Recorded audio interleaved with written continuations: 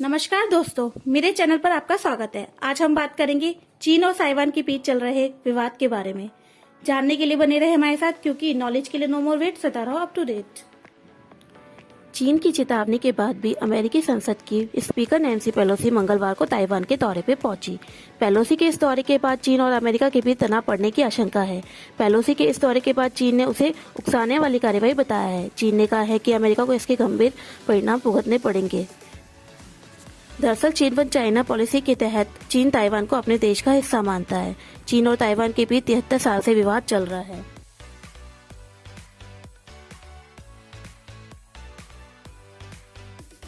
Taiwan दक्षिण पूर्वी चीन के तट से करीब 100 मील दूर स्थित एक द्वीप है। ताइवान खुद को एक संपूर्ण राष्ट्र मानता है। उसका अपना एक संविधान है। ताइवान में लोगों द्वारा चुनी हुई सरकार है। वहीं चीन की कम्युनिस्ट सरकार ताइवान को अपने देश का हिस्सा बताती है। चीन इस द्वीप पर फिर से नियंत्रण पाना चाहता है।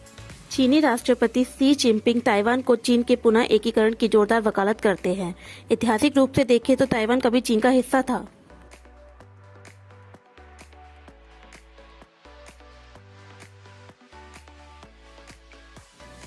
कहानी 1644 से शुरू होती है। इस वक्त चीन में चिंग वंश का शासन था। तब ताइवान चीन का हिस्सा था। 1895 में चीन ने ताइवान को जापान को सौंप दिया। कहा जाता है कि विवाद यहीं से शुरू हुआ। 1949 में चीन ने गृह युद्ध के दौरान माओ से तुंग के नेतृत्व में कम्युनिस्ट के जियांग काई शेक के नेतृत्व वाली राष्ट्रपति कॉमिताक पार्टी को हरा दिया। हार के बाद कॉमिताक पार्टी ने ताइवान पहुंच गई और वहां जाकर अपनी सरकार बना ली। इस बीच दूसरे विश्व युद्ध में जापान की हार हुई तो कॉमिताक को ताइवान का नियंत्रण सौंप दिया गया। विवाद इस बात से शुरू हुआ कि जब कम्युनिस्टों ने जीत हासिल की है तो ताइवान पर उनका अधिकार है, जबकि कॉमिताक की दलील थी कि वह चीन के कुछ हिस्सों में ही हारे, लेकिन वह अधिकारी रूप से चीन का प्रतिनिधित्व करते हैं, इसलिए ताइवान पर उनका अधिकार है।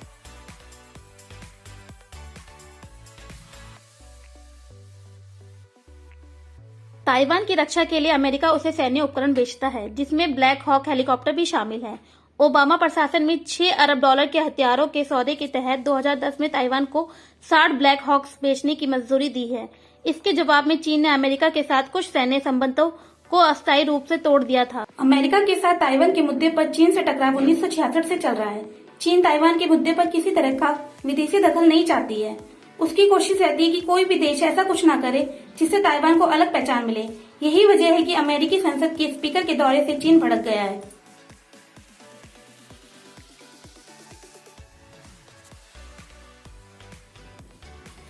युद्ध की स्थिति में चीन के सामने ताइवान की सैन्य ताकत बहुत कम है। हालांकि रूस यूक्रेन युद्ध को देखते हुए आज के दौर में किसी देश का सैन्य ताकत से नतीजों का अंदाजा लगाना गलत होगा।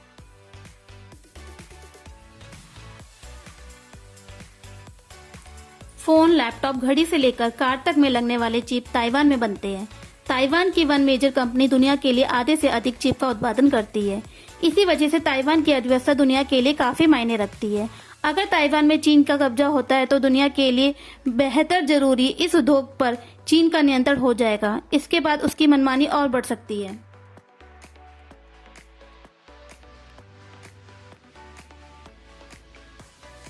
वन चाइना पॉलिसी की माने तो ताइवान कोई अलग देश नहीं बल्कि चीन का हिस्सा है।